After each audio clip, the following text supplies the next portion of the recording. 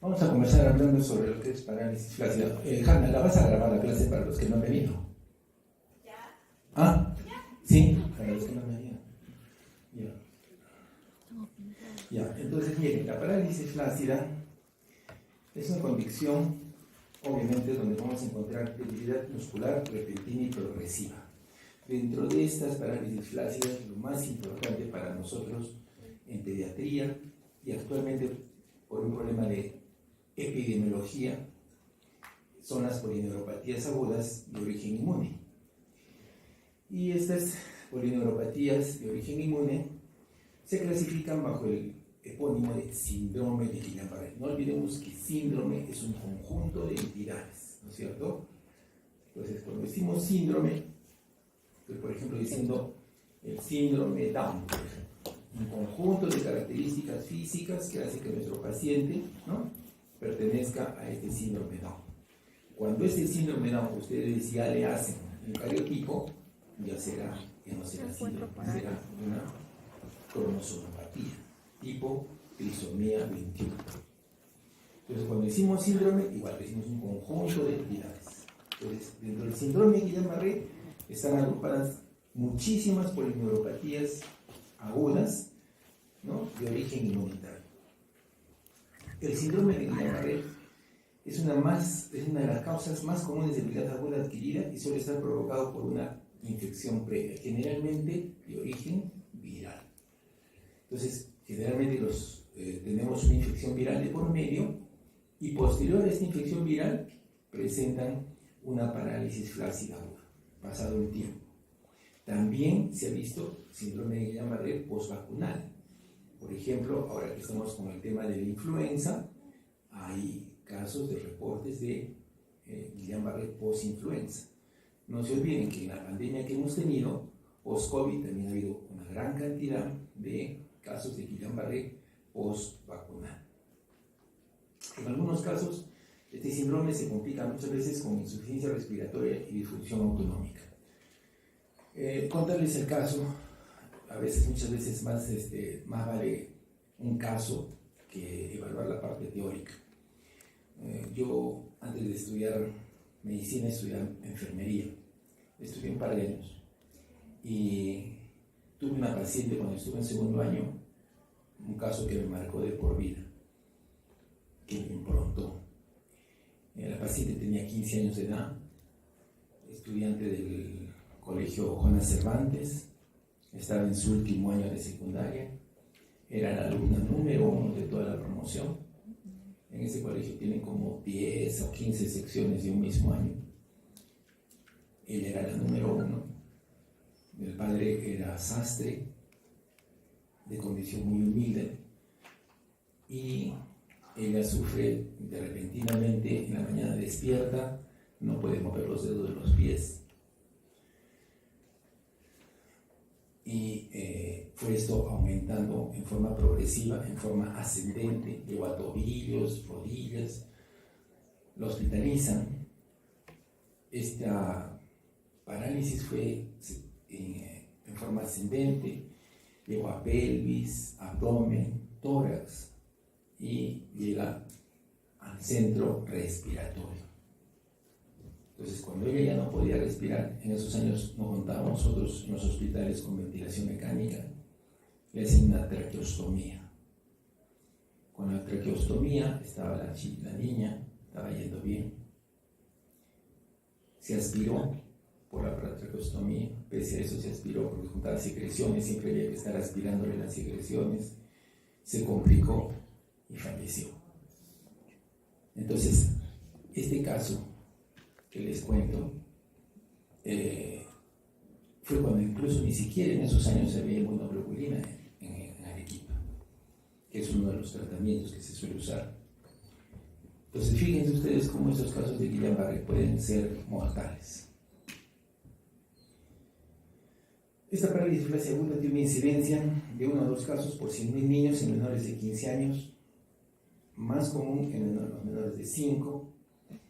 Posterior a la polio, el Guillain-Barré fue la causa más común de parálisis flácida aguda en bebés y niños. Por esa razón, ahorita estamos a nivel nacional y mundial se está haciendo, ¿no? Hay que reportar todo caso de parálisis flácida aguda. Actualmente en Arequipa hay un caso sospechoso de Guillain-Barré en el Hospital Goyeneche. La incidencia aumenta aproximadamente un 20% con cada aumento de 10 años de edad más allá de la primera década. Raro en los menores de 2 años, pero puede ocurrir en bebés. Generalmente los varones se van afectados 1.5 veces más que las mujeres. Este síndrome de Guillain-Barré no es muchas veces de presentación clásica. Yo recuerdo cuando estaba de residente, igual veía casos de Guillain-Barré y siempre la característica era la parálisis flácida, aguda, ascendente, ¿no? Pero resulta que puede ser unilateral. Puede empezar por las manos. Hay formas atípicas de presentación. Entonces, no es lo clásico siempre. No se olviden que en medicina no hay nada absoluto. Un mecanismo propuesto es que ha habido una infección, como les digo previamente, que evoca una respuesta inmune, que a su vez reacciona de forma cruzada con los componentes del medio periférico, debido a que comparten epitopos reactivos. Entonces hay una especie de mimetismo molecular. El resultado va a ser la polineuropatía aguda. Esta respuesta inmune puede dirigirse hacia la mielina o el axón del nervio periférico. Las lesiones principales correspondientes son la polirradiculoneuropatía desmielinizante, inflamatoria aguda. Entonces, fíjense ustedes que en la patogenia se resume esto a una polirradiculoneuropatía desmielinizante, inflamatoria y de carácter agudo. Se asocia mucho en pacientes que han tenido una enfermedad, una infección, generalmente gastrointestinal por Campylobacter, ¿no? Y ahí va a haber una degeneración axonal aguda. No existe un mayor riesgo asociado con la vacuna contra la influenza de H1N1 en niños, pero sí, como les comenté hace poco, hay casos reportados en jóvenes y en adultos jóvenes. Como ya les comenté al inicio, hay una asociación también con la vacuna contra el COVID. 2/3 de los pacientes presentan, como les decía, una infección gastrointestinal, Campylobacter o una infección respiratoria. El Campylobacter es el más común. Otros desencadenantes incluyen citomegalovirus, Epstein-Barr, Mycoplasma, el sincicial respiratorio, el virus del Zika y enfermedades similares a la gripe. No olvidemos que también en la epidemia del COVID también ha habido casos de Guillain-Barré. Y el COVID se ha presentado en estos casos no como un problema respiratorio, sino se ha presentado como Guillain-Barré. Entonces el COVID también es multifacética su presentación.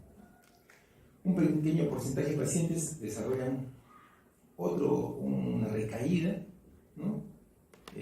O después de un evento, como hemos dicho, inmunización, cirugía, traumatismo o trasplante. Entonces tenemos en la cabeza las causas, las infecciones virales. El virus de la polio también puede producir un Guillain-Barré. Acá, darles un dato. Esto no es para que lo comentemos ni lo hagamos público. Hay vacuna contra la polio, todos sabemos. Y hay casos de polio postvacunal. Es decir, se les ha puesto la vacuna de la polio y postvacunal han hecho polio. Pero eso es raro, muy raro. Entonces la pregunta es, si ponemos en la balanza, ¿qué preferimos? Vacuna. Que de 10 millones de vacunas o de 100 millones de vacunas uno haga con polio y no vacunar y no salvar al resto. Entonces a veces en medicina tenemos que tomar decisiones. Y esto es cosa muy importante para ustedes alumnos. Yo he estado pensando siempre con sus compañeros que van a prácticas, cómo hacer que ustedes practiquen un poco de criterio. El criterio es importante en el médico. Tener criterio para todo. Para las relaciones interpersonales, para las relaciones laborales. Para todo tenemos que tener criterio. No nos enseñan eso en la universidad. Nadie en la Facultad de Medicina se preocupa de que tengamos un buen criterio. Mucho depende de la formación de cada uno, pero tienen que tener buen criterio. Eso es algo muy importante en el médico. Las infecciones bacterianas, la meningitis, la sepsis, hemos dicho ya las vacunas, la esclerosis múltiple, ¿no? y los traumatismos craneales o espinales también pueden producir Guillain-Barré. En esta poliradiculopatía desmineralizante inflamatoria aguda, cuya forma más común es el síndrome de Guillain-Barré, 2/3 desarrollan síntomas neurológicos entre 2 y 4 semanas después que apareció la infección respiratoria gastrointestinal febril benigna. Cuando digo Campylobacter, si bien es cierto, para Campylobacter jejuni está indicado, por ejemplo, en caso de gastroenteritis, la eritromicina, no necesariamente. Muchas de las diarreas que tenemos nosotros, en su mayoría son virales. Algunas son bacterianas, y esas bacterianas inclusive se autolimitan, al igual que las virales. Entonces hay que tener mucho cuidado. Los síntomas neurológicos, la presentación clásica, la que les comenté con esta niña de 15 años que falleció, que empieza por los dedos de los pies, las yemas de los dedos, luego es de carácter simétrico, a veces puede ser asimétrico, ¿no? Y es en forma ascendente, durante horas o días, para al final afectar los músculos respiratorios, puede llegar al bulbo raquídeo y ahí se produce el paro respiratorio. Los síntomas predominantes en niños generalmente a veces solamente es el dolor y la dificultad para caminar. Entonces puede que nos llegue un niño con dolor y dificultad para caminar y no tenga problemas de parestesia, no tenga problemas de pérdida de sensibilidad, no tenga problemas de pérdida de motilidad. Entonces, mucho cuidado con eso. En los niños en edad preescolar, los síntomas más comunes son la negativa a caminar y el dolor en las piernas. El diagnóstico puede retrasarse en este grupo de edad en presencia de estos y otros síntomas no específicos como meningismo e irritabilidad. Miren, en un estudio de 95 niños, los síntomas iniciales más frecuentes fueron inestabilidad a la marcha, dolor neuropático e incapacidad para caminar. Se presentaron en los tres grupos, ¿no? 45, 34 y 4% de los casos respectivamente. 79% dolor neuropático, 60% no podía caminar, 51% disfunción autonómica, 46% afectación de los nervios craneales. De los nervios craneales, ojo, o sea que el doctor puede ver un Guillain-Barré que empiece en la cara, ¿sí? Puede ser. 24% no podía utilizar sus brazos y 13% requirió ventilación mecánica. La neuropatía craneal afecta con mayor frecuencia los nervios faciales y causa debilidad facial bilateral. Ojo, cuando estamos frente a una parálisis facial aguda, muchos de ustedes dirán, bueno, yo como médico lo evalúo, sí, ya le he hecho el diagnóstico, es una parálisis facial, bueno, lo derivo al neurólogo. No, el neurólogo no ve las parálisis, no puede evaluarlo, pero no. Lo recomendable es que lo evalúe el otorrino. ¿Por qué? Porque si recordamos anatomía, y ya me enteré que ustedes no han agarrado un cadáver, cosa que me parece muy serio. Aunque creo que han hecho algunos cursos de verano, ¿no? Algunos han hecho, pero sería bueno. Recomendación, jóvenes, un consejo mío: vayan a la morgue y pidan en sus vacaciones hacer necropsias. Ahí necesitan mano de obra gratis. Y vayan y háganlo para que aprendan un poco. La neuropatía craneal, les decía, puede presentar afecto al nervio facial y puede producirse como una parálisis facial aguda. Y eso lo tiene que ver el otorrino, porque si recordamos anatomía, ¿por dónde circula el nervio facial? Por el piso del conducto auditivo. Tiene un segmento en el que pasa por ahí, es un túnel estrecho. Entonces, cuando el nervio facial se inflama, no tiene espacio. Muchas veces lo que tiene que hacer el otorrino es entrar, operar esa zona, tener cuidado de no tocar el conducto auditivo, ¿no? O el oído medio, y liberar el nervio. Entonces, es importantísimo que sea evaluado por el otorrino. El dolor del Guillain-Barré generalmente afecta a la espalda y las piernas cuando se presenta de esa manera. La función autonómica ocurre aproximadamente en la mitad de los niños y puede incluir variedad de síntomas.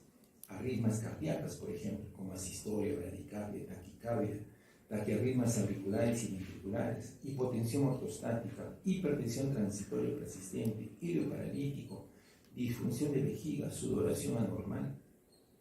En algunos casos, el sistema nervioso central también se puede ver afectado. La disfunción autonómica con hipertensión también puede provocar leucoencefalopatía posterior reversible, felizmente, en casos graves. Al examen físico encontramos una habilidad simétrica con reflejos disminuidos ausentes y anomalías en la marcha. Los síntomas sensoriales suelen ser positivos, por ejemplo, dolor o parestesia que reflejan irritabilidad nerviosa, en lugar de negativos, por ejemplo, pérdida de sensibilidad. Algunos de los casos se presentan con debilidad proximal inicial, fíjense ustedes, no siempre es distal. O hallazgos menos comunes como alteraciones del esfínter, lo que plantea la preocupación de una posible lesión de la médula espinal. El curso clínico, más del 90% de los pacientes alcanzan el nadir de su función en 2 a 4 semanas. En un estudio de 421 niños, el tiempo medio desde el inicio de los síntomas hasta el nadir fue de 8 días. La recuperación de la función se produce lentamente, generalmente en semanas o meses. Estos pacientes definitivamente van a requerir fisioterapia. El curso clínico en niños generalmente es más corto que en los adultos y la recuperación suele ser más completa. ¿Por qué? Porque los niños todavía tienen esa capacidad, esa plasticidad neuronal, que no hay que tampoco exagerar, jóvenes. Algunas veces he escuchado y visto niños que nacen con asfixia neonatal, tienen leucomalacia, es decir, se empieza a ver lagunas en el cerebro de líquido, porque el tejido cerebral se licúa, y algunos empiezan a hablar, no, pero todavía es bebito, plasticidad neuronal, no puede. En algunos casos sí, pero no exagerar, ¿no? Entonces, en ellos se recuperan mejor. Y el tiempo medio de recuperación generalmente es de mes y medio. En estudios prospectivos, casi todos los niños recuperaron la capacidad de caminar al cabo de medio año o un año. Las variantes que les hablé al inicio. Se consideraba como un trastorno único. Ahora se sabe que es un síndrome heterogéneo de varias formas. Esta polirradiculopatía es el tipo más común. Las formas axónicas también son muy reconocidas. La presentación clásica de parálisis ascendente es lo común, pero hay variantes atípicas que pueden ser con afectación local o regional de grupos musculares o de nervios en particular. Varios tienen una afectación proveniente de los nervios craneales, incluido el síndrome Miller-Fisher, la encefalitis del tronco encefálico, la polineuritis craneal y la debilidad faringo-cérvico-braquial. Otros incluyen neuropatía sensorial pura y pan-disautonomía aguda. Entonces tenemos ahí la clásica, ¿no? La polineuropatía desmielinizante inflamatoria aguda, las neuropatías axónicas agudas, la neuropatía axonal motora aguda, la neuropatía axonal sensitivo motora aguda, el síndrome GQ1B, el síndrome de Miller-Fisher, la encefalitis de Bickerstaff, la debilidad faríngea cervicobraquial y la polineuritis craneal. Otras variantes, fíjense ustedes, la pan-disautonomía aguda, el Guillain-Barré puramente sensitivo, la diplegia facial y parestesia de miembros distales, la parálisis del sexto nervio y parestesia distal, las paraparesias. Entonces, eso ustedes ya lo van a revisar después, estamos contra el tiempo. Es un tema muy largo este y el que sigue. Pero ahí fíjense, hay muchas variantes.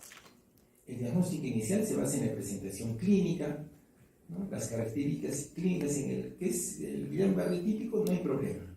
El problema es con las variantes. En el típico ya les comenté la debilidad muscular progresiva, generalmente simétrica, ligeramente asimétrica, y ausencia o depresión de los reflejos osteotendinosos.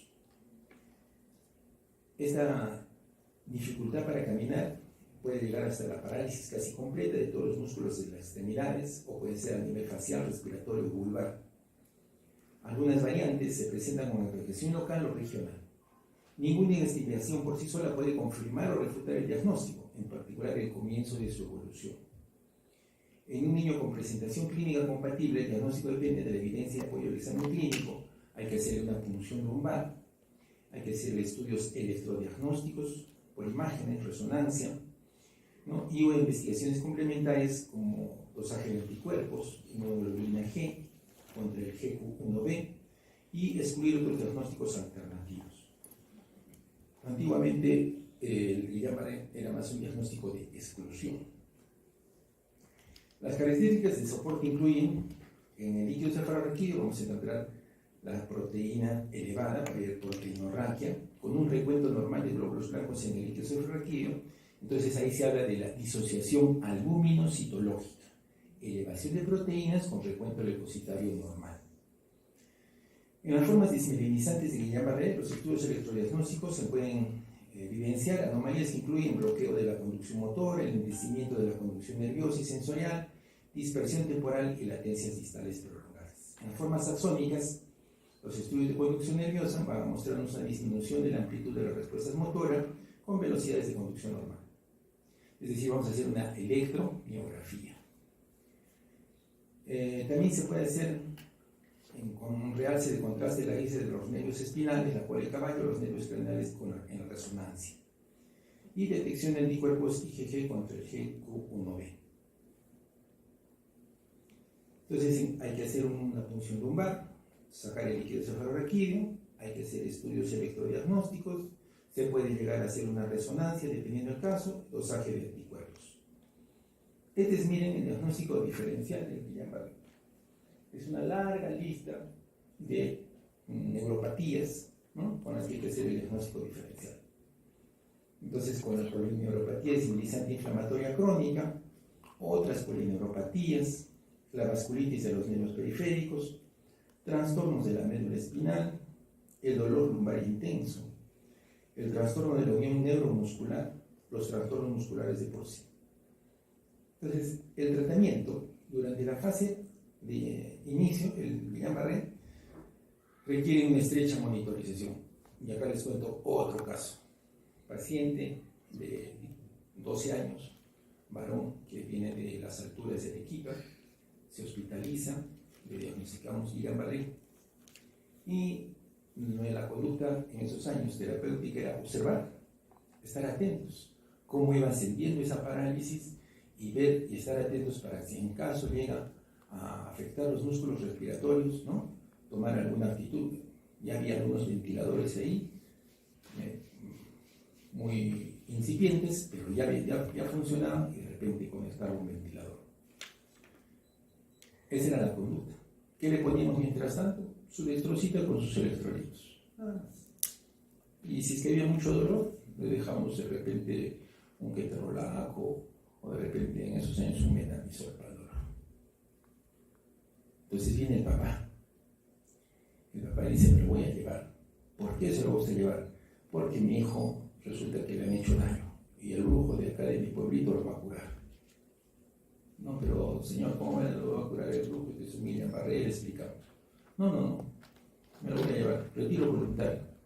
Nosotros asustados: no, imposible, ¿cómo va a retiro voluntario? No puede ser. Hay casos en los que no se puede acceder a eso. Ojo, que el firmar que nos diga yo me retiro voluntariamente no nos exime de la responsabilidad médico-legal.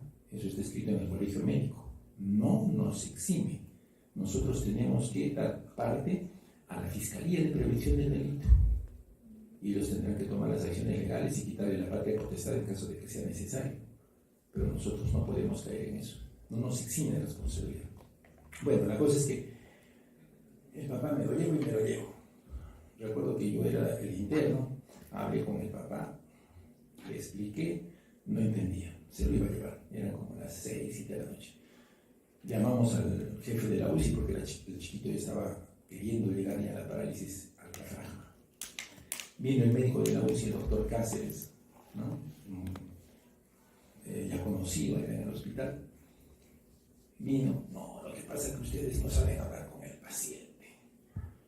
Son unos inútiles. En ese entonces nos trataban así. Yo voy a hacerme cargo. Entonces el doctor Cáceres entra, cierra la puerta. Entonces nosotros a la expectativa, ¿no?, ya que entraba el maestro, ¿no?, el Master Blaster, ¿qué cosa va a decir? ¿Qué va a pasar? Pucha. Afuera esperando, de repente escuchamos unos gritos, unos alaridos. Se abre la puerta en forma esto y el doctor Cáceres sale gritando: ¡un policía! ¡Un policía! ¿Por qué? ¿Qué ha pasado, doctor? Vete, no entiende nada, ¿no? Entonces, nadie lo podía convencer al papá. Ya recuerdo que salió el doctor Cáceres al final entre yo y volví a hablar con el papá: tranquilo, caballero, mira. Entonces el papá me dijo: bueno, me dijo ya, pero si yo me voy y le firmo usted un papel y usted lo libera, va a ser así.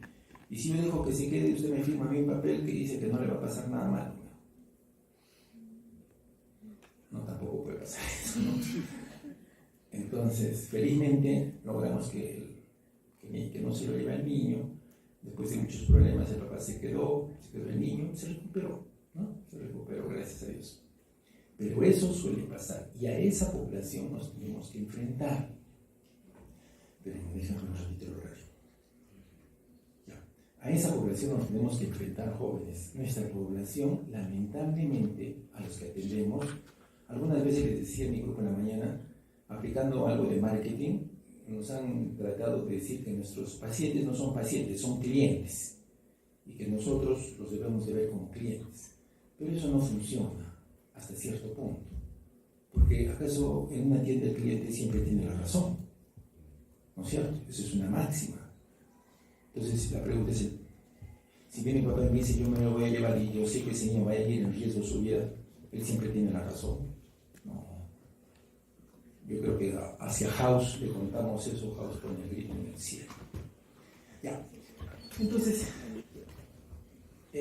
hay que observar. Básicamente la conducta es observación, se hospitaliza el paciente, tener en cuenta sus funciones vitales, para eso se hospitalizaría, evaluar la función del esfínter, porque si llega al esfínter nos está diciendo que está ascendiendo.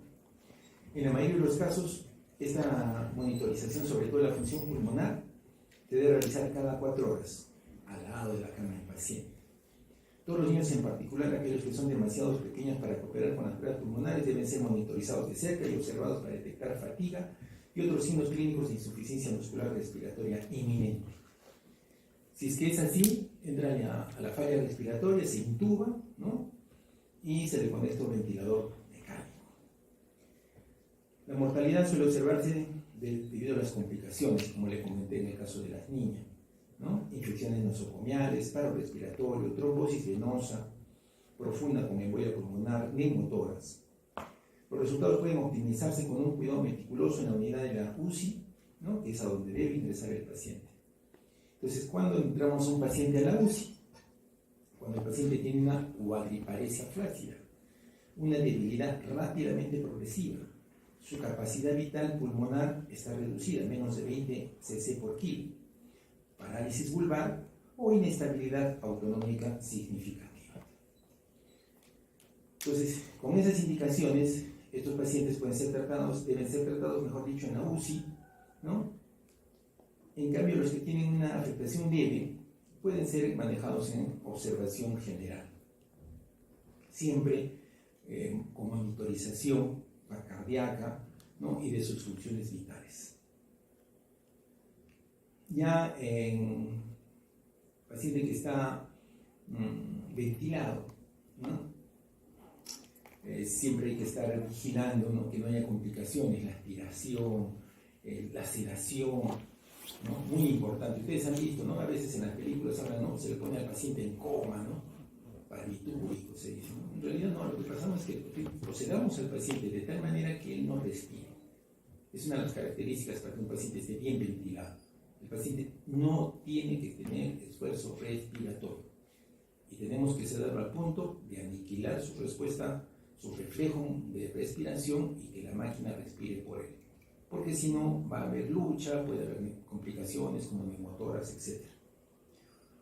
Los factores de riesgo para insuficiencia respiratoria incluyen tiempo más corto desde el inicio hasta el ingreso, cuando afectación de los nervios craneales, cuando hay disfunción autonómica, la puntuación de discapacidad, que es más alta según me llamaré en el momento de la admisión, el nivel de proteínas en el líquido suprarraquídeo, las formas axónicas y la edad avanzada.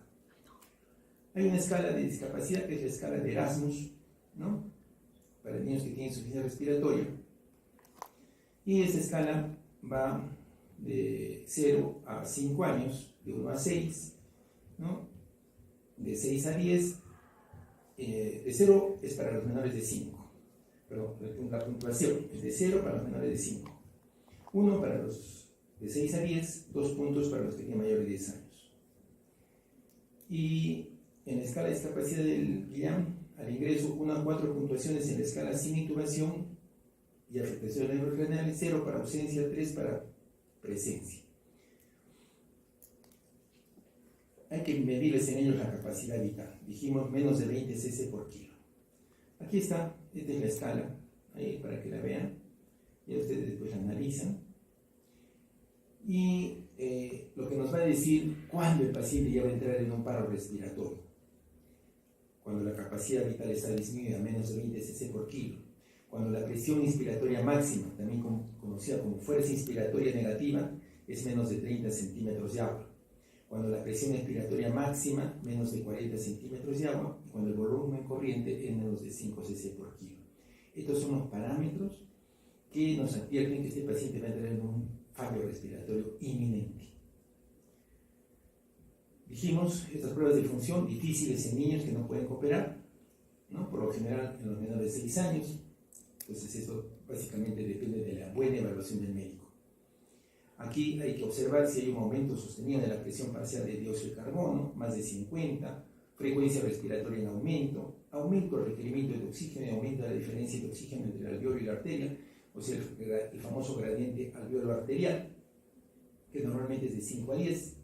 Cuando hay mayor uso de los músculos accesorios, cuando empieza a haber diaforesis en la cabeza, cuello, la presión del pulso es amplia, el pulso saltón. Entonces estos son signos de insuficiencia respiratoria con retención de CO2. Tener en cuenta que los niños tienen menos reserva metabólica y muscular que los adultos, por eso es muy importante, ojo, también eso cuando paso visitando, corrigiendo, jóvenes, el 50% del tratamiento de cualquier paciente, de cualquier patología, es medicamentoso. Y el otro 50% es nutricional. Muchas veces nosotros nos indicamos, incluso veo cuando ustedes van a llegar al internado, no cometan ese error.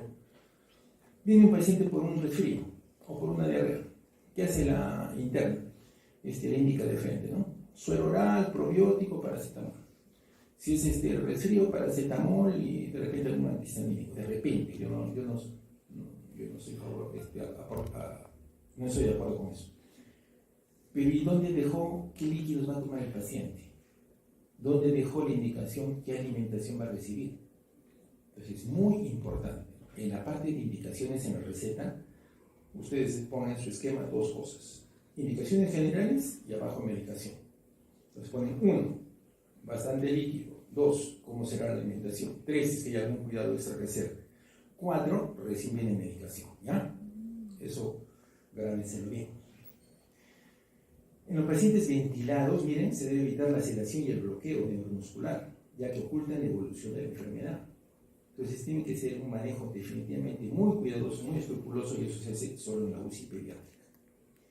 Hay que evaluar el estado autonómico, hay otras medidas de apoyo, como siempre la posición del paciente para evitar la formación de escaras, tratar el dolor y la fisioterapia lo más pronto posible. Ni bien estemos en diagnóstico, ni bien inicia la fisioterapia. Es como cuando un paciente entra a ventilación. ¿En qué momento empieza el destete del ventilador mecánico? ¿Quién me responde? ¿En qué momento, cuando yo entro a un paciente a ventilación, en qué momento o qué me indica cuándo yo voy a empezar a destetar al paciente del ventilador mecánico? ¿Alguien sabe? Uy, se aparecen los alumnos de House. Los alumnos de House siquiera contestan, refutan. Ya, tienen que mirar House, ¿no? Ya. ¿En qué momento empieza la ventilación, el destete? En el momento que inicia la ventilación.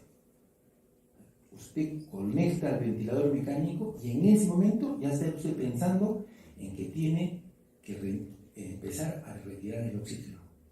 ¿Ya? Entonces yo conecto el ventilador, ya lo conecto todo, y en ese instante ya estoy empezando, a pocos minutos, y empiezo a bajar la presión, inspiración, empiezo a bajar la FiO2, ¿no? La frecuencia respiratoria, inmediatamente empieza el destete. No se olviden que cuanto más tiempo un paciente esté en ventilador mecánico, hay atrofia muscular. Hay atrofia muscular, jóvenes. Imagínense, ese niño que está conectado al ventilador mecánico necesita aporte calórico y proteico para crecer, para recuperarse de la patología que le está afectando. Y tercero, para mantener su metabolismo mínimo. Entonces, ¿cómo son los requerimientos de un paciente que está en la UCI? Son altos, mucho más altos de lo que normalmente un paciente está en sala común. Ya. Entonces, las principales modalidades de tratamiento, ya en forma específica, vienen a ser la inmunoglobulina endovenosa, ¿no? La inmunoglobulina humana, ¿no? También se puede aplicar la plasmaferesis, ¿no? Que no tenemos aquí.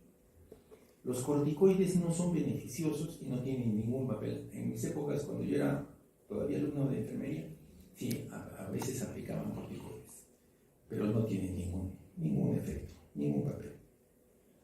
Entonces, las indicaciones son la inmunoglobulina.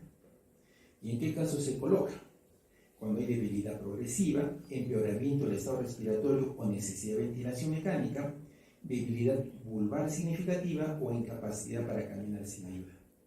No se recomienda ni la inmunoglobulina ni la plasmaferesis en niños con síntomas leves, que probablemente no se beneficien con estas terapias, incluidos aquellos que son ambulatorios, o que tienen un Guillain-Barré leve y no progresivo, en niños cuyos síntomas son leves y que se han estabilizado, no han seguido avanzando. El tiempo transcurrido hasta el inicio del tratamiento puede ser importante en los niños, aunque faltan datos. Se recomienda la administración de inmunoglobulina a pacientes que no pueden caminar sin ayuda si el tratamiento se inicia entre los 2 o posiblemente 4 semanas posteriores al inicio de los síntomas. Ojo, que todavía la inmunoglobulina es cara. Todavía es cara. Aquí en el Ministerio de Salud, en el Ministerio, tenemos limitaciones para su uso. Entonces, se prefiere siempre la inmunoglobulina endovenosa, ¿no? Con eso realmente hay mejoría. La dosis para el Guillain-Barré en niños es de 2 gramos por kilo, administrada a 1 gramo por kilo durante 2 días, o de 400 miligramos por kilo durante 5 días. Generalmente hacemos eso, ¿no? Generalmente nosotros usamos la de 400 miligramos y eso se lo administramos en 5 días. Esta dosis es empírica y se basa en el tratamiento a pacientes con trastornos de inmunodeficiencia. La pauta posológica también es empírica, ¿no? Ya que se sabe poco de la farmacocinética de la inmunoglobulina. En total, muchos centros administran un total de 2 gramos por kilo durante 2 días. Sin embargo, un pequeño ensayo sugirió un riesgo ligeramente mayor de fluctuaciones relacionadas con el tratamiento con ese régimen en comparación con el de 5 días. A veces, en otros lugares, a veces también hemos hecho un solo ciclo de tratamiento. Los efectos adversos, ¿no? Son aquellos relacionados con las reacciones mínimas que se producen con una reacción de transfusión. Puede haber reacciones a nivel cutáneo, puede haber incluso también anafilaxia, hay que tener mucho cuidado. Se puede también hacer el recambio de plasma. El pronóstico, la mortalidad es inferior en la actualidad al 2 al 3%, o sea, es un buen pronóstico, no es tan mal. Sin embargo, estas tasas son más altas en entornos con recursos limitados como los nuestros. La recuperación se ha observado una excelente recuperación a largo plazo. Miren, en un estudio de niños de 52 niños con una medida de seguimiento de 11 años, el 65% informaron secuelas del Guillain-Barré. Las quejas residuales más comunes fueron parestesia, marcha inestable, dolor en manos o pies y fatiga intensa. Los déficits neurológicos a largo plazo incluyeron pérdida sensorial, debilidad de las extremidades y apoplexia, en el 14, 8 y 5% respectivamente. La mayoría de los niños con Guillain-Barré experimentan excelente recuperación. Sin embargo, hay algunos casos en los que los resultados son menos favorables. Cuando es muy temprana edad, debilidad severa en la presentación, progresión rápida de la debilidad, afectación de los nervios craneales, cuando requiere asistencia respiratoria o cuando los nervios motores inexcitables en estudios de conducción nerviosa están siendo afectados. Entonces, les pregunto examen, ¿no? Recurrencia. Se ha informado de recurrencia del Guillain-Barré en 2 al 5%. Y esto puede ocurrir en meses o años después del episodio inicial. Listo. Hasta ahí con lo de Guillain-Barré.